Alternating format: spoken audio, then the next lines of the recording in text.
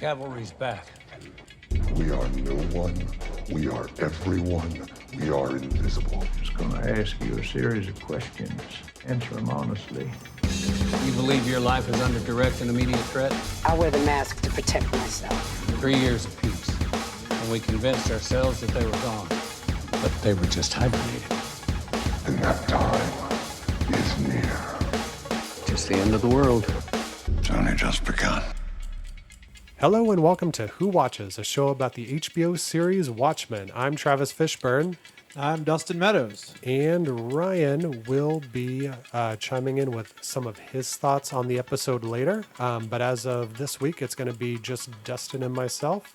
Ryan had to take off. He was tired of being caught in the tangle of our lives. Went to Mars. So as we wait on Ryan's return, we'll be diving into Season 1, Episode 5, Little Fear of Lightning. And this week, as much as last week felt like a little bit of a filler episode, not in an overt way, but it felt like we were just like setting places on the table.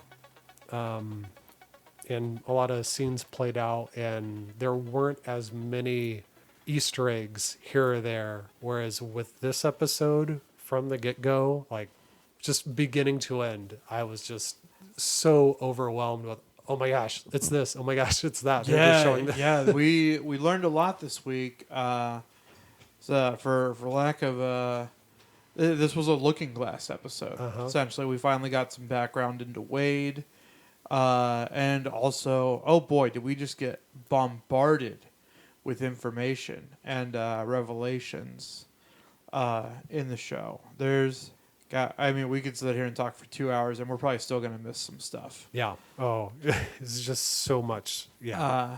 But yeah, this week, so the show opens. Yep. The episode begins in Hoboken, New Jersey, in 1985. Which, from the rip, did you see that and go, oh, okay, this is going to happen during the event? I had an idea, and this is just because of the footage I have seen prior to this. I know that there was, in the trailer for the series, we see a shot of a naked young man screaming while like amidst there's the some pile kind of dead bodies. and it like is like pulling out, and I recognize that. I'm like, oh, this is something bad's gonna happen. Yeah, as soon as I saw 1985, I was like, I feel like this has to be like 11/2. Like this is the night that it happens. Yeah. And some of the other little telltales, because they even mentioned the doomsday clock has been moved to like 1 minute to midnight. And then we see, I can't remember their name in the comic, but we even see the gang. Top Knots. Yeah. Yes, we see members of that gang that initially harassed Wade when he's passing out the religious pamphlets. And if you look at their shirt, they're wearing on the shirt it says Katie's, which is the kind of drugs that are in Watchmen. Yes. Yeah. So it was really interesting seeing this scene play out because like I knew where I was 99% sure that I knew exactly where it was headed by the end of it, and that shook out. But it was really interesting to see Wade as this kind of cleaned up, like obviously religious character whose faith was important to him at some point. I sincerely, for a moment, thought that the lady Top Knot member was going to bang him in that funhouse instead of just pull a cruel prank on him. Yeah, no, that was pretty terrible. And a pretty, like, kind of horrific, like, traumatizing thing for a kid of his age to experience to begin with and try to get over. Yeah. But on top of this happening, you've got the event. I feel like if you were just having a normal moment in any day, it would traumatize you for the rest of your life. So you mix that in with this, and he's got a surge of psychic images that are like shot into his brain, and he comes Clearly out some PTSD. and he sees all these dead bodies with very few like select remaining that are alive. And he's just left screaming, what happened? How much worse would it have been if she had slept with him, if he'd lost his virginity and then forever had that sense memory association with, if I have sex, millions of people die. I mean, I think it's still deeply tied in anyway. Because he almost. Yeah, based on Yeah, because there was still a sexual component to it. some stuff that we saw with him and his ex. Yeah. And the issues that he's still dealing with to this day regarding that. Mm-hmm. Very similar to how Rorschach's history and his relationship with his mother Yeah. and her clientele, and how all of that feeds into his lack of sexuality, really, because he seems to not, Rorschach seems to really not be sexually, have any sexual proclivities one way or the other. He doesn't like seeing women. He makes comments about Silk Spectre's costume, about how he doesn't really like it. Yeah. Whereas, yeah, it's just like these traumatizing events that Kind lead of these shaped people. his sexuality yeah. or lack thereof. I mean, we see later, like, Wade clearly has sexual impulses still to an extent, but it seems like they're wrapped up in a lot of baggage. Yeah. Yeah, there's just so many little Easter eggs in this scene as well. Like you said, with the top knots, the Katies, we see a poster for the Pale Horse concert. Yeah. There's a kid reading a Black Freighter comic on the ground with the Vite method advertised on the back. There's a poster for Gay Women Against Rape, which is a thing in the comic. Oh, man. That acronym is GWAR. Yep, it is. Which I've never put that together until just now. I can't imagine that. I feel like it's got to be a happy coincidence, but who knows? Yeah, I think GWAR originated like 2 years before this comic. So I don't know if that makes Alan sense. Moore is like... Yeah, I'll just throw this in there. So the event happens while Careless Whisper is playing. Yeah. Which is a big main component. And when he comes out and he sees all the bodies, and it's like playing in this slow, warped way. And Like the it way sou- the bodies It look, sounds like it's 1,000 years Yeah. away when he's hearing it once he comes out. and the bodies look the way that they do in the comic when we see all of them. The clock that's been knocked over and the just gush of blood that's covering it is very, it comes straight out of the comic in the Pale Horse concert. And then, of Yeah. course, we get that wide pull out And as all it the was way to New York pulling, City and I was finally just- see tentacles appearing and Yeah. then a gigantic squid smacking the center of New York. Yeah, the whole time it kept pulling out. I was like, are they gonna show it? Are they gonna show it? Yep. Oh my, they showed it. Yep. So yeah, and then just a terrible, horrific scene, and then it cuts from that. Well, during the pan, we hear Frank Sinatra's "New York, New York," Yeah. and it cuts to an advertisement of people encouraging people to come back to New York City because it's still great, guys. It's safe again. And yeah, Wade's watching a focus group react to the ad. His cover for not being a cop is he's watching these focus groups and he's telling these marketers if their ads are actually working or not. Yep. Seems to be like a really great use of his skill. Yeah, and a solid cover. Outside of law enforcement. And inside that that ad itself, there were a bunch of like little references and Easter eggs. There's the Promethean Cab Company in the background. There's also the silhouette of the man and the woman. And it's for an advertisement, Millennium by Vite. Oh, yeah. The pseudo blast shadow imagery. Yeah. So. Oh, and then, of course, I think the mayor eating calamari. Uh-huh. It's like, we fry our squid now. Yeah, we like our squid with lemon and a little marinara. Yeah, that's what it was. But yeah, Wade tells them that their ad didn't work and that the people were scared, and that all their ad does is remind folks that 3 million people suffered a horrific, traumatizing, and inexplicable death. And I don't think the calamari helped. Yeah, oh yeah, the great line. Which, part of me too, watching this, wonders if there was kind of a similar push after 9/11.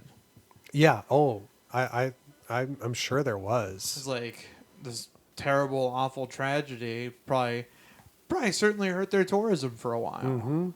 Yeah, for sure. And It's just interesting because the way that this show refers to the event, they refer to it as 11/2, which Yeah. they take that directly from real world, and the fact that that's how we refer to September 11th. Is Absolutely. How else do you Yeah. reference that other than like that date? Yeah, no, you say that date, and nobody has any confusion as to what you're referencing. Yeah. And that was this. Every time they said 11/2, I was like, yeah, that really, like, that literally is their 9/11. Yeah. So that it makes sense, because that's the thing too, in this world, like with everything, all the changes that have happened, 9/11 probably never actually happened in this world, which is something bizarre, because I feel like so much like pop culture in the wake of that event, like even if it doesn't explicitly reference it to it, just by sheer virtue of it taking place, quote unquote, in the real world, it exists in a timeline where 9/11 happened, but Watchmen does not.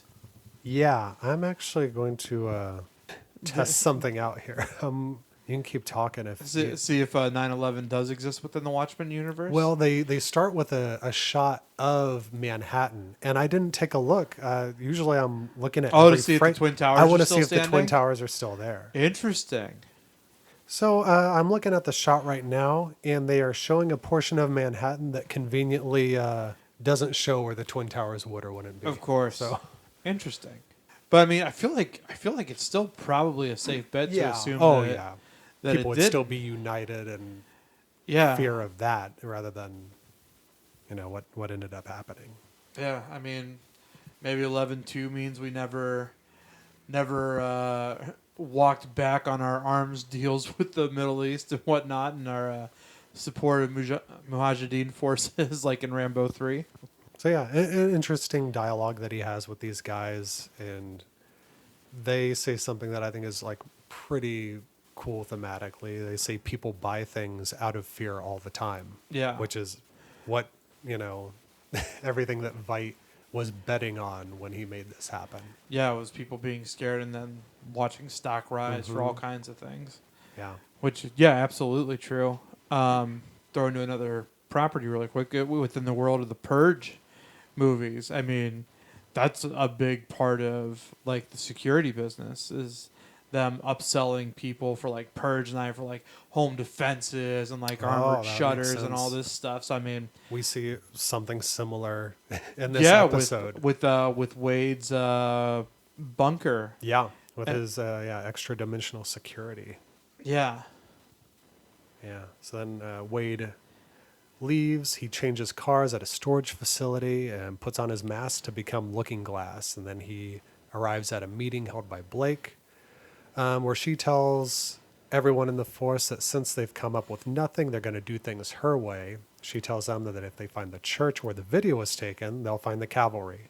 And after the meeting, Sister Night asks Looking Glass what his ex said about the pills she wanted tested. Then Blake has a meeting with Glass, in which she really is.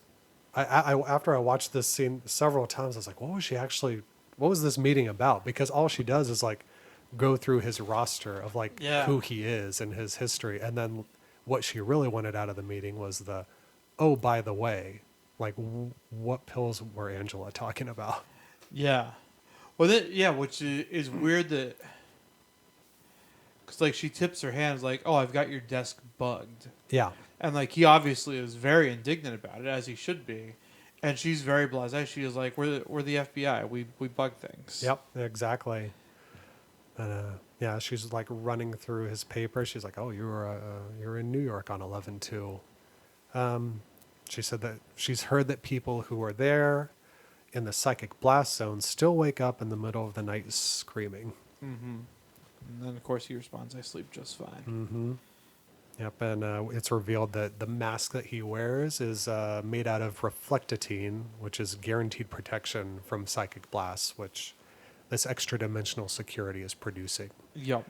Which is really cool because up until this point, we've just thought that Looking Glass's mask was just something that looked really cool. But it's nice to know that it's functional. It looks cool, with like this practicality and this very functionality deep-seated it. like that. Well, it's still tied to his PTSD after surviving the event. Yeah, she said it gives, like, after the White Knight, he joined the Force, and it's because it gave him an excuse to wrap the whole thing around his head. Yep. Because when he's not wearing the mask and he's walking around as Wade, he's wearing a hat that's lined with it. Lined with it, yeah. Yeah, another interesting thing in this scene is there's another double focus shot on the desk with Judd's nameplate and Blake in the background, where they took two shots and spliced them together, which is interesting. He knows that she's on to whatever him and Angela are up to. Yeah, which seems weird that she would tip her hand, presumably not knowing what's going to happen later. Yeah. With Wade. Yeah, I don't think she's in on any of that at all. Yeah, so it seems very, very out of character because, like, at this point, the assumption would be that Wade would just not hold conversations at his desk of a sensitive nature. Mm-hmm. Yeah. So. Oh yeah, and another interesting thing was Red Scare was eating a sandwich using the lettuce from the night truck, of the shooting, which seemed weird, but it was a way of them to introduce that and be like, "Hey, remember the lettuce?" Yeah, It's going to come into play again later. And then Wade arrives home later, and he instantly puts on his mask, and he sits down and watches TV while eating beans out of a can. Yep. And an alarm goes off, and he runs out of his home and into his bunker, where he turns off the alarm and records his response time. And then the alarm goes off again, and then he has to go back to the house, and he frustratingly destroys the alarm that refuses to turn off. Then he calls customer service to get the alarm replaced, and he agrees to pay the rush delivery on it, which is going to double the amount, and he tells him to throw in another roll of reflectitine, and he falls asleep on his couch in the bunker while wearing the mask. Yep. So we should mention too, during that scene, he's watching American Hero Story. Yes, American Hero Story, which was not apparent at first. No, I thought he was watching thematic porn. That's exactly what Sarah it's Hooded Justice railing. I don't remember. Captain Metropolis. Captain Metropolis, yes. So yeah, I initially too, I was like, I don't feel like this is the show. I feel like Wade maybe just has superhero porn, and is like, oh no, okay, this is American Hero Story, and it is. We're seeing this for some reason. Yeah, they talk about at the beginning of when it was going to air, they talk about how it's going to incorporate all of these hardcore things. Yeah, and that's one of them. And he has this look of kind of shock and disgust on his face, while he's watching. Yeah, he's got this look what am I watching before the alarm goes off. Oh, it's also it's so bizarre too, because it's what purpose does it serve, other than we find out is Hooded Justice just never takes off his mask. Yeah, there's some things on PDpedia where he's talking this week, where he's talking about the episodes that are airing, and he continues to review them, and he talks about how the guy who made this show is everything that's done is just in service of Hooded Justice. So there's a deeper dive into specifically the American Hero Story stuff on PDpedia this week. Extra Dimensional Security, which definitely is profiting off of everything that happened on the paranoia event on and the fear. 11/2. Which I'm curious who runs that company, because everybody, Veidt was the one who was in charge of the company, all the different pieces of companies that led up to the event itself. Yeah. Whereas this, I don't know if it's Veidt's company or if it's True's company or somebody else. Yeah. But yeah, just everything in his life is, you just see this effect that it's had on him, where he's willing to spend any kind of money and just drop anything so that he can feel more secure. Just for that little and peace safe. of mind that it offers. Up on the wall too, beside the clock in his bunker, he's got an extraterrestrial squid science diploma, where he takes this thing really seriously, where it's consumed his whole life. Yeah. The guy on the line asks him well, how often are you running drills? And he says how often he deems necessary. Yeah. Which the guy says that recommends that you program an EDI simulation no more than once every 6 weeks. So he's doing it more than that. Yeah, for sure. So it's really terrible. Heartbreaking portrayal of what the cost of these lives that beyond the ones that actually died. Like how it's affected the living. Yes, exactly. All these people who have to deal with what happened when Adrien did that and how it's affecting them. And to a certain extent, the people who died are lucky because they don't have to deal with this. These prolonged effects, which, I mean, and we learned later that, like, there are a lot of people who were in proximity to or affected by it because they essentially have, like, an encounter group. Yeah. For those who have survived, for those who are still troubled by it, that Wade seems like he's kind of running those meetings later on. Yeah. Just lives in general, marriages and kids of the people is just Yeah. affecting everything. We cut to Wade the next morning, observing a focus group of children tasting cereal. And he gets a page from his ex Cynthia to come get the pills. And he finds Cynthia while working at a pet cloning business. And he drops her mail off to her that is still being sent to the house. And she reveals that the pills are nostalgia, which is an outlawed method of putting memories into pill form. A lot of interesting tidbits in that. The cereal itself, the cut to the cereal with the smiley O's, obvious, visual reference. And the cereal itself is Happy Harry's Smiley O's, which Happy Harry is the name of the bar that Rorschach would always go into. Oh, yeah, okay. Well, the big question, she kills that dog, right? Yeah, she does. Oh, boy. That was disintegrates it. That was tragic. Yeah, that part, like, I was watching that with my fiance, and she didn't, like, start crying, but she was very upset about it. Oh, yeah. I knew as soon as I saw it, and she asked, like, if there was any difference. I'm like, I don't like where this is going to go. Yep, nope. She's gonna kill that cute little puppy dog. Yeah. Some interesting things throughout this episode, in particular, with it being a Looking Glass episode, is we see a lot of mirror imagery. We see, like, the two pets that we see a lot of, like, and the twins that are or maybe clones that are working at the facility. Yeah. So the fact that it's like Looking Glass or seeing mirrors, we see his reflection in his refrigerator at home. The title of this week's episode, we don't get to read it facing it because it's flipped through the glass that he's looking through. Yeah. So a lot of cool visual flares throughout this whole episode. Yeah. And she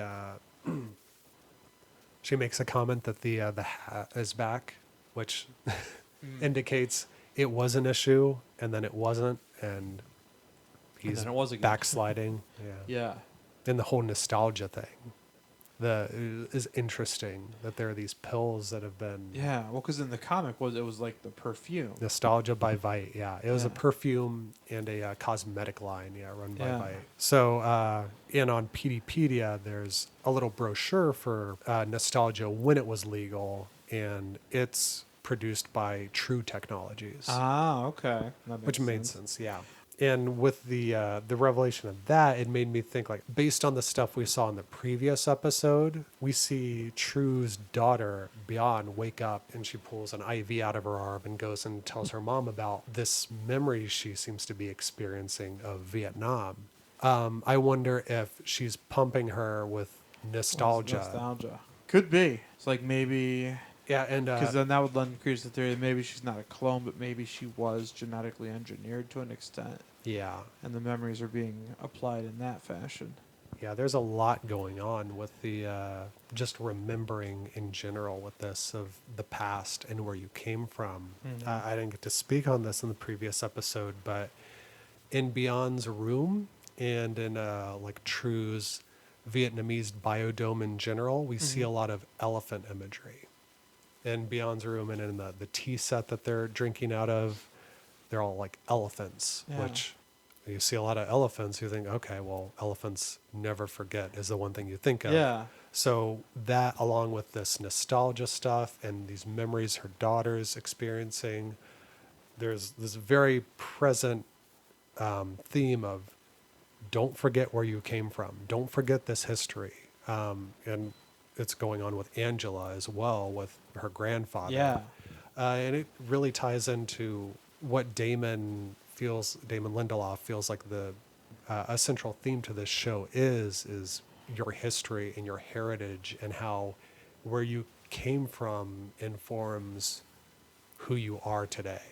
It also makes me think that whatever True's plan is, I think it's got to be in some kind of a direct way associated with whatever happened in Vietnam when Dr. Manhattan was there. Yeah. Yeah, Huh. I think it's in some kind of a response to that. I don't know, but Yeah, we'll see. I'm real curious to see because I for the life of me I can't figure out what her angle is in all of this. Mm-hmm.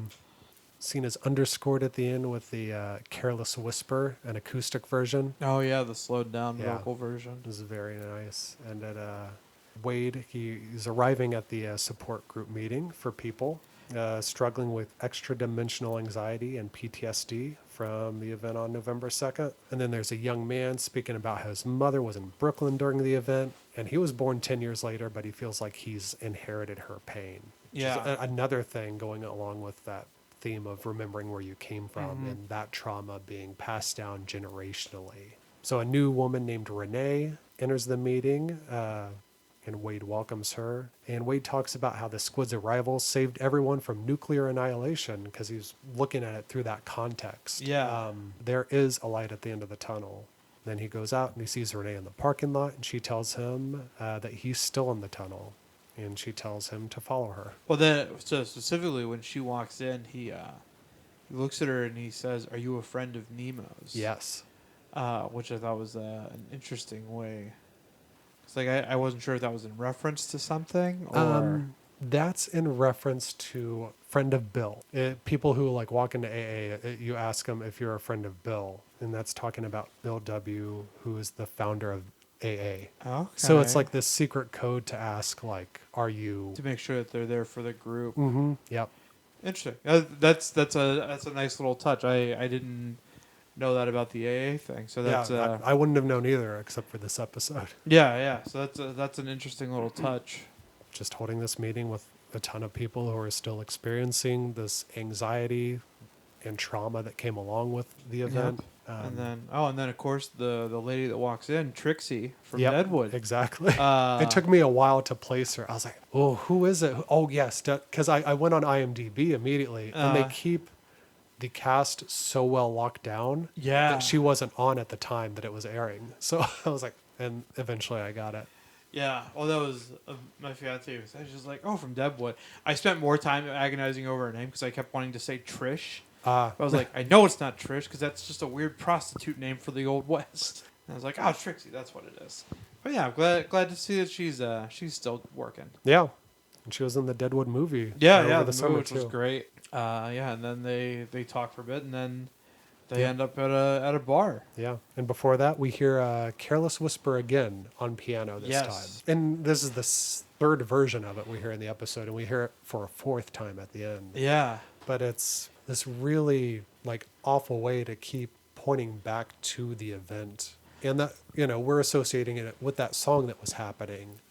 I don't know if the song itself is running through Wade's mind, but it's Clearly like a motif that's recurring. It tells us that with like this is consuming his life. It's Yeah. consuming all of his emotions, his everyday thoughts. And we're hearing these different versions, which just like tells us there are different renditions of these that are going through, but it's all still the same song Yeah. and dance at the end.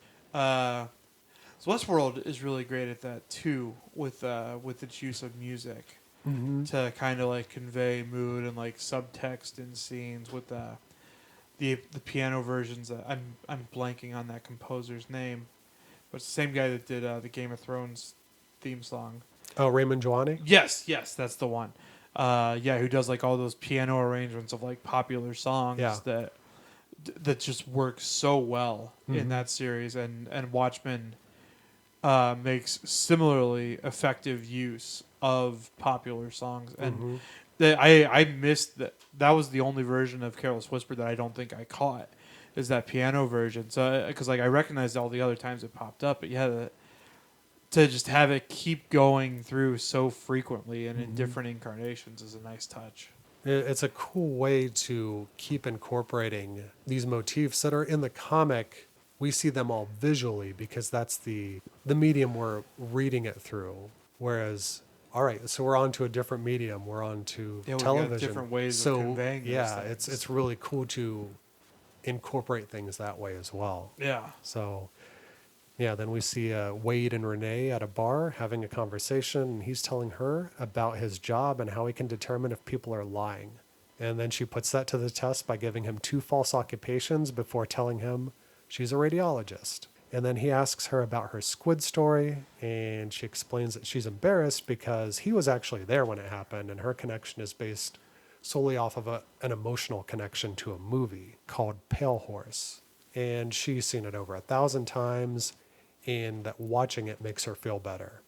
She also makes the comment, Pale Horse directed by Steven Spielberg. Exactly. Yeah. So he directed this, another alternate history thing. He made this instead of Schindler's List. Yeah, which is religious because it's like I'm gonna make a movie about this big tragic awful thing, and then it's like I'm gonna do it about 11/2 instead of the Holocaust. Yeah. Which it's another, like I like these little interesting diversions that this alternate universe is taking, because like again obviously like the big ones like Robert Redford being president. And like little things like Spielberg making a movie about this instead of World War II, Yeah. specifically concentration camps. But yeah, just like nice little touches like this, and again, just that attention to detail and that world building. Like I feel even at the show's like least dense scenes, like we're still finding out little snippets of information about this world that separates it from the reality that we exist in. Yeah. And it's almost effortless. Like it's not beating us over the head like I mean, Renee kind of like, it's not quite a monologue, but like it's this thing that she talks about and explains, but like it doesn't feel like we're being overly explained to. Like it's a natural conversation she's having, and we're still learning something, which is again just a testament to the writing of the show, to how carefully crafted it is. Yeah, she talks about how there's the little girl in the red coat, that happens in Schindler's List. Yeah. You know, Spielberg had this idea of this thing and he used it in something else. And to me, it was really sad because Spielberg ended up making this movie in this history instead of Schindler's List, where they're both, you know, in this history and in our real history, like these are both like awful traumatic events. Yeah. Except him making Schindler's List and the cultural impact that movie has had, it means something, and it has an importance to that people and their history. And I think it was an important story for him to tell.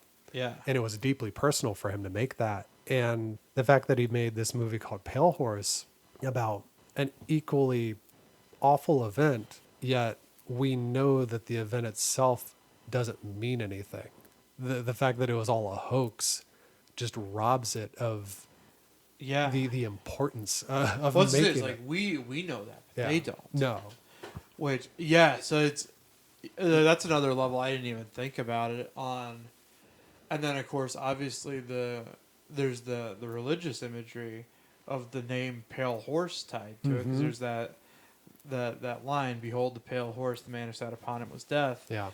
Like talking about the end times and everything, which I never thought about before in the comic, like and tied it to that. But then like the fact that he named the movie after that, like because it's like, oh, that was the band that was playing Madison Square Garden. And I was like, that's a big pull. But like again, also like it has that deeper meaning, that bigger tie to like this bigger like apocalyptic concept essentially, which makes a lot more sense in that connotation.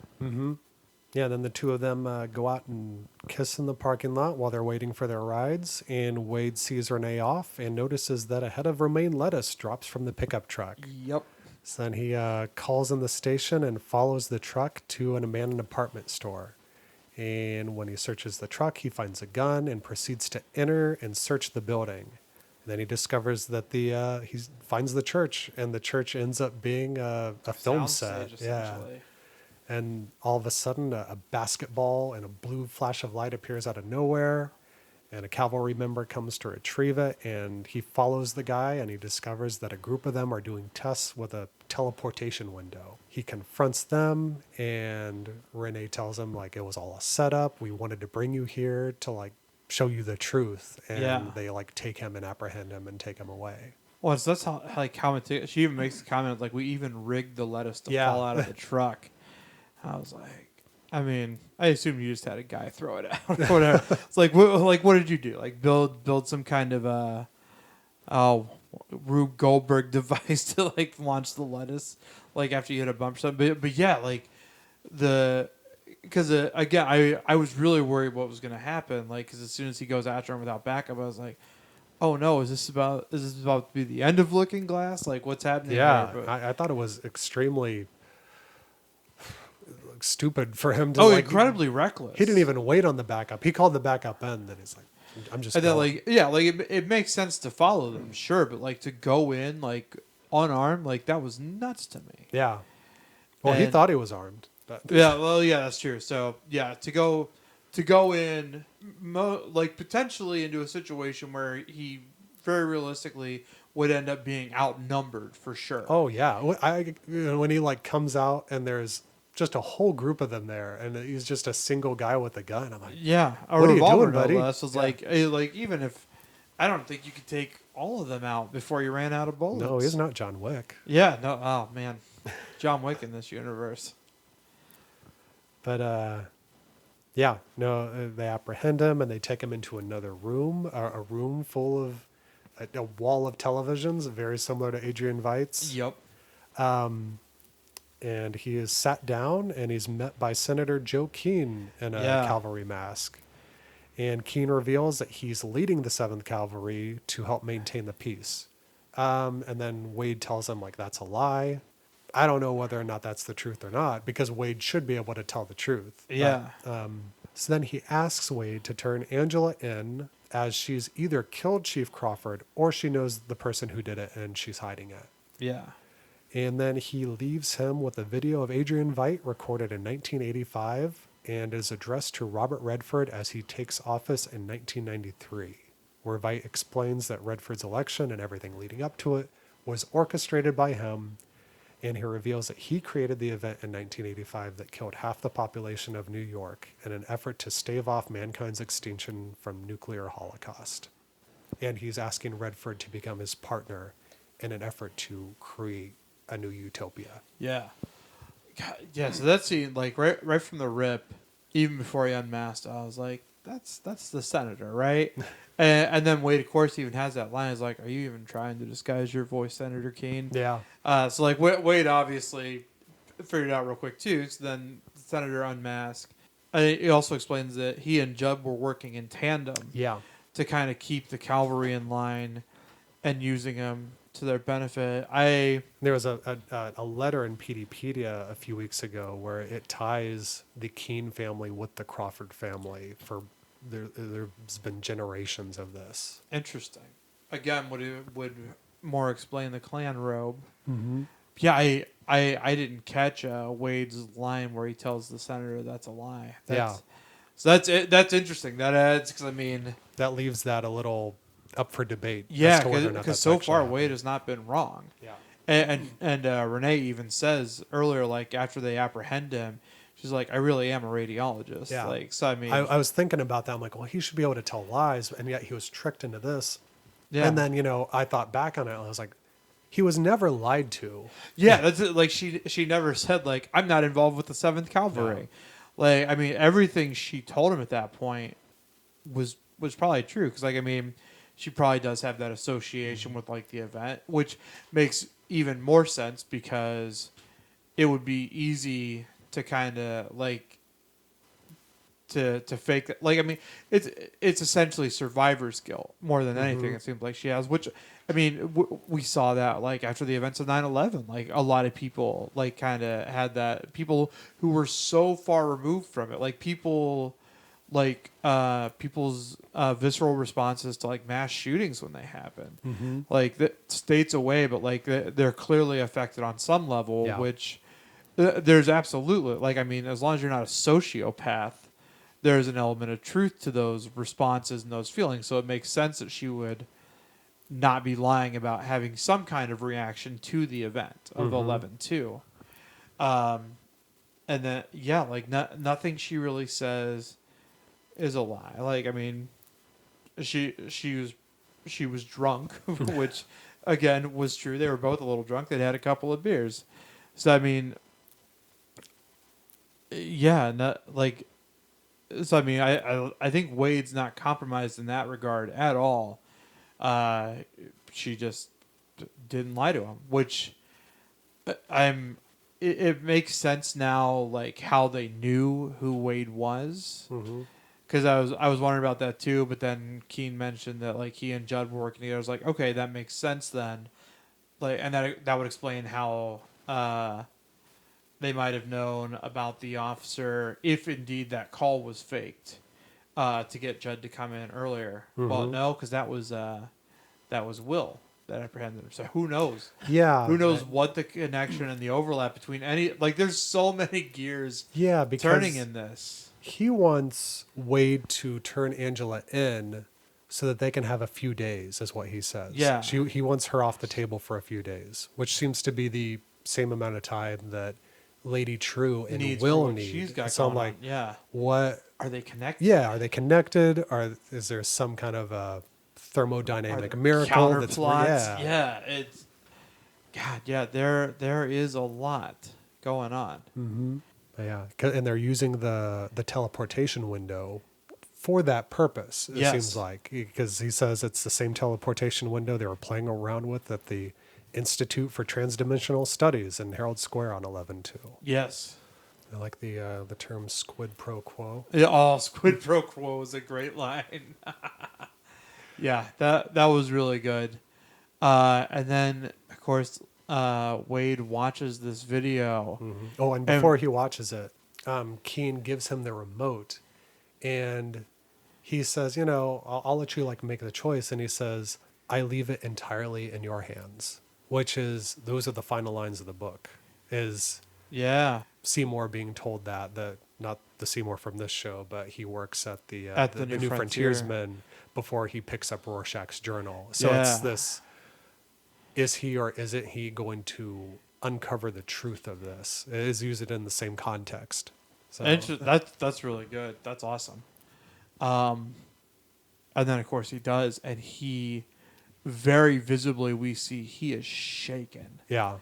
Like everything that he has known, this trauma that has affected him, wasn't some like freak accident. Like, it was orchestrated by this person who was essentially trumpeted as, like, even before this, like, kind of not necessarily a savior, but certainly an almost messianic figure who like had done all these great things for humanity. And then he was behind like one of the, if not the greatest tragedy of like the modern era. Yeah. I'm trying to think who in our modern culture could possibly like equate to what Adrien Veidt And there's like not. represented. Like, Adrien Veidt, like he's kind of, kind of Elon Musk-ish. yeah, But Elon like, Musk. But even then, like, I mean, it's more a parallel of convenience just because of all the things that Musk has done, as opposed to like character wise and similarities like there. But I mean, that's in terms of the scope and reach of like his organization and what he does, it's probably the closest real life approximation that I can think of. Yeah, just somebody who's just so well beloved too. Yeah. As a person, I can't think of anybody who would Tom fit Hanks. that bill. Oh yeah. Imagine if Tom Hanks engineered a trans-dimensional hoax. he does it in the Mr. Rogers sweater. But I mean, Spielberg does work with Tom Hanks a lot, Yeah, he does. so there's a connection there. But yeah, so like I mean, this one event that is essentially defined well over probably half of Wade's life. Mm-hmm. Like he finds out that it obviously still happened, but like not under the circumstances that he thought it did. Like his entire world has literally just been turned on its head. Yeah. And does it even mean anything at this point? Yeah. Knowing that, I don't know, because at a certain point when something defines you and all of who you are is tied into that, and all of your decisions and your personality and your fears and your thoughts have been, and Literally it doesn't take away the everything fact you do, that, his daily routine is influenced. By yeah, and there are these images and sounds and thoughts that have been implanted in his brain as well, and those aren't fake. Like they were fabricated, but like, he there's an still association. experiences them. It's not, he can't escape them, and I think it's so interesting. There's also in Careless Whisper, there are 4 lines of lyrics which I think kind of talk about this, and it's, to the heart and mind, ignorance is kind. There's no comfort in the truth. Pain is all you'll find. Yeah. So the truth doesn't give him any comfort. Yeah. Keen seems to think like, hey, you're going to watch this and you're going to feel so much better. And it's like, well, Keen, you weren't there. You didn't experience Yeah, this. you have no clue how a survivor is going to respond. Well, I mean, it's so weird. Like, I mean, that's not an uncommon thing. Like, so many people, when they're on the outside of something, just assume it was like, oh, no, you're going to feel this way. It's like, you can't know how that person's going to react. Like, you can't know what that person's going through, like, any of it. Yeah.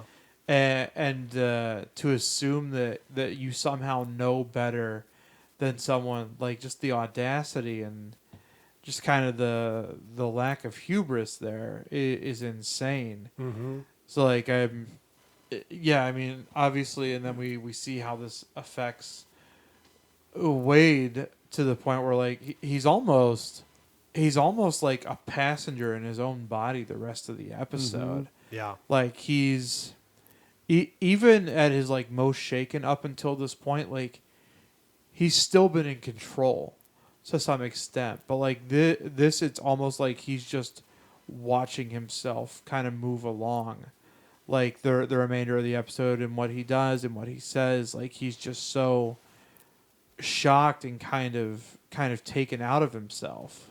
And we'll see if he can get himself out of that in the future. Oh, I hope so. I think he will, because and then we move on. The camera. Yeah, well, after that, the camera zooms into the background of yes. Adrien's video, and that transitions into a pot of liquid being stirred. Yes, and another one of those great transition yeah. shots. We see present-day Veidt suiting up in his homemade spacesuit, as a multitude of clones help prepare him for the catapult.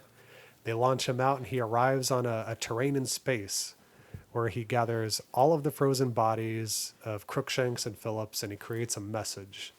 For an orbiting satellite, the message reads, "Save me, D."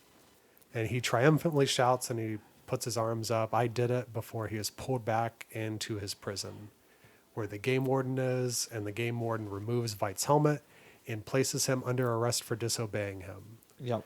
And Veidt tells him and all of them that their God has abandoned them. The warden says that God has left them, and it's unlikely he'll return. So no mercy it is, as he stomps on Veidt's face. Yeah. Suzuka, so Michelle, my fiance, she pointed out a couple of things during this. She's almost positive that what Veidt lands on when he's in space is one of the moons of Jupiter. It is, yeah. Mm-hmm. And then this was more just a funny observation, but the warden looks almost exactly like Carrie Elwes in Princess Bride with the mask. Yeah. I don't think it's Carrie Elwes. I actually think it's another Mr. Phillips. That just with the mustache growing in. Yeah. That makes sense. But it very much looked like Carrie Elwes when he's disguised as the Dread Pirate Roberts in Princess Bride.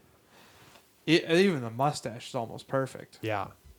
No, where he lands is probably more than likely Europa, which is I think one of that's those- what she said yeah, was, yeah. Jupiter moons, because you can tell it's definitely Jupiter he's looking at. Yeah. And Europa is this place where they think that we might find life one day based on what it has going for it, and it has satellites that orbit it every once in a while. There you So, go. Yeah, a lot of questions there. It seems like he got really confident in between the last time and now, where he's like, I'm ready to go myself. Yeah. And he's got oxygen being fed to him through tubes through his line, as opposed to a tank that's going out with them. Yeah. Yeah, and he's wearing the rose on his suit, which is an interesting little flair. And the big question is, who is D? Yeah. I thought Dryberg or D for Dr. Manhattan. Dr. Manhattan, yeah. We don't know what Lady True's first name is. Oh, that's true. If her first name starts with a D, I don't know. Yeah, and part of me is assuming. Part of me wonders if the god he's referring to is in fact Dr. Manhattan. That's what I thought too. Is Dr. Manhattan created this place and these people? Yeah, because I mean, if he literally passes through a point and he's in space so quickly, like, it stands to reason that it's probably somewhere in space where he's kind of set up this essentially Garden of Eden, like you called it earlier. And it makes sense that, like, it's how he's pulling, like, these clones out of a lake. Mm-hmm. So that's definitely kind of what I'm thinking at this point, because like Dr. Manhattan, before he leaves, he even says, like, I'm gonna go maybe try to create some life of my own, and I think it stands to reason that this place that Adrien has been exiled to is that world that Dr. Manhattan has successfully created finally. Yeah, I think so. Which, if this is all true, we're kind of speculating here, but that tells us that there is more history between the two of those characters that's happened in the past 35 years than what we thought. Especially if he's been exiled. Which, I'm very curious. Yeah. Like, I feel like eventually we're gonna get an entire Adrien episode. Yeah, I really hope so. Because, like, I mean, at this point, like, we've got a Looking Glass episode. It looks like next episode is going to be very much about Will, just through the eyes of Angela, it seems. So, I mean, yeah, I feel like we have to get an Adrien episode. Yeah, I think Lady True and Adrien are the two that we really need. And maybe Crawford as well. I think we're going to get some Crawford in the next episode, but I think he still needs more. Yeah, because we don't know a lot of what's going on, like, especially the stuff between him and Keen that Keen mentions in this episode. How many? What do we have? 5 episodes left? 4 now. 4. Yeah, oh only wow, 9 episodes. So. Wow, yeah. So we're in the back stretch of it now. Yeah. So yeah, man, that seems like so little to tie things up. Yeah, I mean, I'm confident they're going to pull it off, but it's. I mean, like we've said, like every episode, it answers something and then poses 3 new questions almost consistently. Then we cut from there. When he says "no mercy for you," we see a woman spraying mercy like a perfume. the perfume. As Wade's watching another focus group, and this is like what you said, he's like a passenger in his own body. He's just kind of out of it. See a montage of him getting ready and going through his routine, and it's intercut with memories of the 1985 event, underscored by another Careless Whisper rendition. He arrives back at the precinct and takes a seat at his desk, and Angela calls him for an update on the pills, and she comes over to his desk and he tells her that they're nostalgia, and he asks whose memories they belong to. Well, actually, before that, he calls her over by just like, he's so like gone. He just like asks, is anything real or is anything true? Yeah, is anything true is what he says, which it's directed at Angela to get the truth out of her, but it's definitely just a blanket statement. Yeah, like he's very much like this is. I mean, before this moment, we have never seen him anything less than confident, because we like, and that's it. His whole thing is knowing what's true and what isn't. Yeah. And that's been ripped away from him. Yeah, that's an after interesting all way these to look at years it. of being able to tell when people are lying, when something's real, and then finding out that this big event that has shaped him was orchestrated.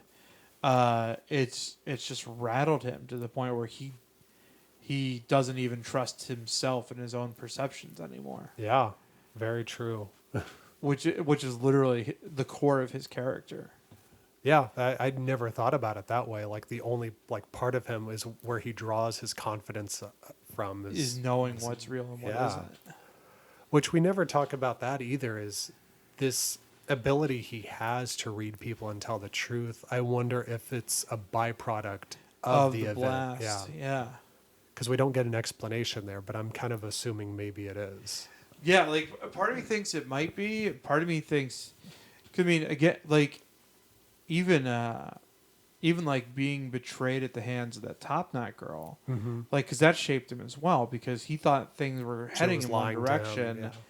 and like it quite literally could have been as simple as him becoming a student of like human psychology and like kind of the pathology of lying, because I mean there are ways.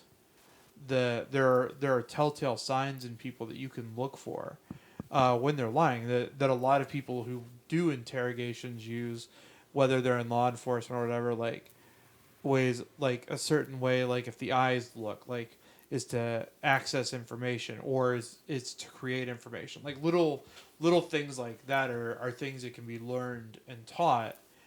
So I mean, part of me thinks that he's just a very devoted student of that practice, but I mean, there's every reason to think that it could also be a result of the psychic blast as well and somehow affecting him. Yeah. Because I mean, obviously he got the PTSD out of it, but I mean, there's no reason to think that it couldn't have affected him in other ways as well. Yeah. But then he asks Angela whose memories they belong to and that he wants to help. And she tells him, she just kind of lays everything out on the table. Then he tells her he's sorry as Blake comes out of her office and orders everyone to handcuff Angela. And before they can, she downs the entire bottle of pills and just yells why as they escort her away. Blake looks over at Wade and he just puts the looking glass mask back on to hide, which this episode further proves Blake's theory about hiding pain with masks. Yeah. Because he obviously is very conflicted about it. To the point where he apologizes to Angela for putting her in that position. Part of me wonders if this also, like, I feel like this is going to end up, obviously it's going to move things forward, but like part of me feels like this needed to happen. Like obviously it needed to happen because that's the way they wrote it, but yeah, I'm real curious to kind of see like what Laurie's reaction is to this information and like kind of how things proceed at this point. Yeah, no, I'm interested as well because it also, this seems silly now in retrospect, but now we're like, what's the point of Lube Man? Because he's the one who saw her dropping the wheelchair off. So we think he's like a loose thread, but now that everybody knows, like what purpose does he serve? And I feel like that should be like a question that's addressed at some point. Yeah, I mean, if the theory holds out that Lube Man is Petey, Yeah. which I mean, we've not seen any compelling evidence to think that it's anyone else. I mean, maybe, and again, like he's clearly well versed in superheroes and that lore. Like, I mean, who does he truly serve? Like, maybe he's in with Lady Druid for all we know. Yeah. Like, I mean, if the 7th Cavalry thing goes as high as a senator, like, and law enforcement, why not an FBI agent? Yeah, that's very true. Like an FBI agent who doesn't even necessarily seem super high on the totem pole, who seems kind of on the ground level of things for the most part. Another interesting thing that happened in that scene, before everything, all the heavy stuff took place, Panda and Red Scare, they're talking about American Hero Story, and Panda has a theory that Hooded Justice is Dr. Manhattan. Oh, yeah. And it's so funny that they inserted like that conversation in this episode and they shot that, and it's like they knew this show in itself was going to inspire those kinds of conversations to like actually be happening about this show specifically. So it's kind of meta. Very, very much so. But and again too, because like I mean, we've literally we've not seen American Hero Story as much as we initially thought. I thought we were going to get more. Because I remember like the first episode we thought it might be kind of like the Black Freighter of the series, and So far we've seen 2 scenes. 2 clips. Like we saw the promo, and then we saw the Hooded Justice robbery scene, and then Hooded Justice banging Captain Metropolis scene, and like none of those have really given us a whole lot of like insight into anything. I feel like I mean it was definitely kind of cool to see, because like that's the majority of the popular culture that we're experiencing in this world as well, is that is just through American Hero Story. Because even I feel like even the music at this point it's all like, with the exception of like obviously the score from Atticus Ross and Trent Reznor, even the pop music I feel like is all stuff that existed 85 or earlier. Mm-hmm. Like I don't feel like we've seen anything post the event. Nothing that I can immediately think of. Yeah, anyway. that's probably intentional, because with the alternate history, they're like, well, who Yeah, knows what they the want to music keep it would to be. that. Which again, I think, like I said, I could be wrong. I haven't gone through the soundtrack with a fine tooth comb, but everything I can think of, like the George Michael, the Devo song, Yeah. even because the Devo song is 70s, I think, Yeah, I think you're right. Everything has been. pre the event. And then from that scene, we see Wade arriving home. He pulls into his driveway, and he looks over at his reflectine lined hat in the passenger seat and decides to leave it as he approaches his house. And he finds the replacement alarm for his EDS system, and he puts it out with the garbage, and then comes back and retrieves it. Gets it. And then a van full of armed cavalry members pulls into his driveway, and they approach his house. Yeah, I'm real curious where this is going now, because they walk in, they're literally racking their weapons. Oh, yeah. I mean, at this point, assuming that he survives whatever comes next, like it clearly seems like the cavalry's gotten their use out of him. Yeah, Because literally, Keene just wanted Angela out of the picture for a couple of days. And now that that's happened, and he knows the truth about, or Yeah. at least a portion of the truth of what's happening with them. yeah, like the way Adrien took out all the people who created the squid in the comics. So it's now just tying up loose ends. Yeah, Because I can't imagine that they're there to talk. No. And it all seems like kind of lower level, because like they're all males. It seems like, so we don't see Renee in the mix. So she seems like she clearly at least ranks a little bit higher in the order of things, because she was calling the shots during the scene where he confronts them. I'm hoping we get a really badass fight scene. That's what in the I'm next hoping. episode. Yeah, they're Because we haven't really got one in a while. no. Like I mean, the show is great, but it's not super action packed. No, it's not. But I mean, neither is the comic. No, not at all. Which I think is totally fine. But I mean, so like when they do action sequence, like that raid, and like the trailer fight, like in the first episode, like they've been really well done. In issue 8 of the comics, one of my favorite sequences is the Rorschach being busted out of prison sequence. Oh yeah. So Great scene. I'm hoping. I mean, at some point in these next 4 episodes, I'm looking to get something like a prolonged like that, action yeah, sequence. Like that. Yeah. Yeah, we'll see. If Wade is somehow ready for them, if he's called in like maybe Red Scare and Pirate Jenny as like backup where he didn't have backup before, and they're ready for. We'll see what goes on there. Because that's the other thing too. If we really, outside of Crookshanks and Phillips, Judd is the only main character that's been killed, and even that like it happened off screen. So we've not really seen a main character or a bigger character die. No. Outside of like the occasional 7th Cavalry member or whatever. No, yeah, I can't think of any. So yeah, I'm real curious if we're we're about to. In I hope flashbacks not. or otherwise, yeah. I'll be Well, it very seems like they're leading things in that direction that he's in trouble. I don't know. I was gonna say like I don't think they would telegraph a death. Whereas, Yeah, that makes sense. Like they've kept us on our toes yeah. so far. So, yeah. But then I think a lot of people might be anticipating him getting out of it, and so They go the other way on it. But the way that the episode is structured and the way you structure television like that wouldn't be to lead you with suspense and then kill the guy at the beginning of the next episode. Like Yeah. it would be more of a shocker to like kill him at the end. Yeah, like have him survive everything and then later. Yeah, really, really great episode. It might be my favorite of the series thus far. Yeah, it was. I liked it a lot, and I mean, everyone in the show is amazing. If Tim Blake Nelson doesn't get nominated for something, Oh, yeah. like it. I mean, and that's the thing. It's like there's not a single lightweight in the main cast. Mm-mm. Like Gene Smart has been phenomenal as Lori. Regina King. Yeah, Regina King's been great.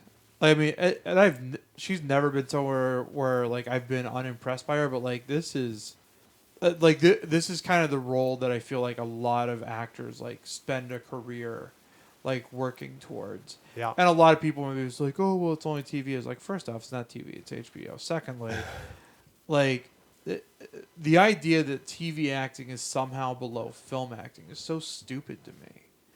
I mean, like case in point, you've got Jeremy Irons, who's a very accomplished, like very veteran film actor, but like he's still amazing in this show.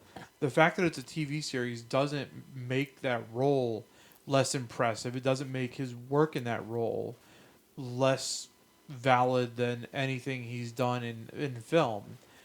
Like the fact that Game of Thrones can literally have a season that cost more than some films. Mm-hmm. And like that it's nuts that anyone could look at it and be like, oh, it's just TV. And it's not as good. Like the no, Mandalorian you're in, and the Marvel shows are producing as well are having huge film style budgets. yeah. And so I mean it's really interesting too because like especially with so much, like it's just kind of an aside, with so much content being created with streaming platforms as well, like like obviously HBO exists as a cable network, but like with like Disney Plus entering the picture with things like The Mandalorian, like I feel like we're kind of seeing the pendulum swing the other way on television now. Yeah, I think most people watch HBO via streaming, via HBO Now, and with them launching HBO Max next year, is it just being a streaming platform? I think it's just going to be what it gets rebranded as. Oh yeah, and I mean, but to see like all of these amazing like super well done shows, like I think they're because I mean, how long have we been reading stories about like piracy hurting the film industry and like stories about like less and less people going out to the theaters and stuff like this because more people want to stay home and do things like I don't think film's gonna disappear completely, but we're definitely seeing like this push for better and more TV programming. Oh yeah, And I mean, and I think that's great. I don't think it's less valid, and frankly, anyone who does is a dumb idiot. That's my big capper on that. yeah. No, I think films used to be my primary way of consuming stories. Yeah. And that every year that lessens. That every year, like I see fewer movies and I watch more television series. Yeah. And I mean, I still because go. of, I mean, yeah, there's like a convenience There's so much factor, coming yeah. out. Well, yeah, and that's the thing too is like, and I'm not even in a position where like you were like, I've got like kids, I like are working 9 to 5. Like you've got like all these things that might keep you from being able to do things like the way we do it. It's not like in college when we could go see a movie whenever we wanted to because you've got other things in your life. And a lot more people are falling into that category now, like especially as we get older. People settle down, they start having kids, they start doing things like that cuts into that leisure time where you can sit at home and spend time with your family and watch a television show. Mm-hmm. you take 3 or 4 kids out to the theater, it becomes just this big thing, which is not to say it's not possible, but like usually you're also limited. What you can't take a couple of young children to go see John Wick 4. So like just like seeing it become kind of tailored towards that and more considerate of that is really cool. And I say that as a person who still sees movies fairly frequently. Like I'm on a tangent now. I don't even know what my point was. I just got real philosophic and romantic about movies and television. So Oh yeah. Yeah. Just a really awesome hour of television, told a wonderful, like heartbreaking origin story that's like very haunting. I've just been thinking about it since I watched it, and how awesome it was, and yet how sad it was. I just feel really sad for the Wade / Looking Glass character now. Yeah, and I mean, God, yeah, and like every time I'm thinking about it, like just how it's like literally affected his love life even. Mm-hmm. Like there's no part of his life that is unaffected by what happened to him. Yeah. And it's nuts. Like it's honestly, I mean, it's more tragic than like a Batman origin story even, because like Batman seeing his parents gunned down was terrible. It's an awful thing, but like, I mean, at some point you could move on from that. Mm-hmm. Like, this is essentially if Batman had seen his parents murdered in front of him 2 million times. Along with like a psychic blast being shot through his head. Like, literally just getting wonked in the head with like a mental EMP. Yeah. Just really wonderful, awesome television. I look forward to seeing where this continues to go and all of the characters and all of the plots that they continue to unveil for us. But in the meantime, until we watch the next episode, Dustin, where can people find you at? Just check out DustinMeadowsComedy.com. It's got all my upcoming shows, my blog, links to all my various social medias and all that. Awesome. And you can find the show at Who Watches Pod on Twitter and on Instagram and Facebook. You can email us at whowatchespodcast@gmail.com. And you can find the show on Apple Podcasts, Spotify, Stitcher, iHeartRadio, and wherever you find your podcasts, as well as YouTube, where every episode is uploaded. And please subscribe to us and leave us a review on Apple Podcasts, as those are very appreciated. And this week as well, we also launched our first episode of Mandalorian Minute, where we talked about the new Disney Plus series, The Mandalorian, which goes a lot into the awesome, exciting things that are happening in television as opposed to film right now in the Star Wars universe. So if you're interested in that, please check it out. And we look forward to Sunday's next episode of Watchmen and joining you all to discuss it next week. Thank you and good night.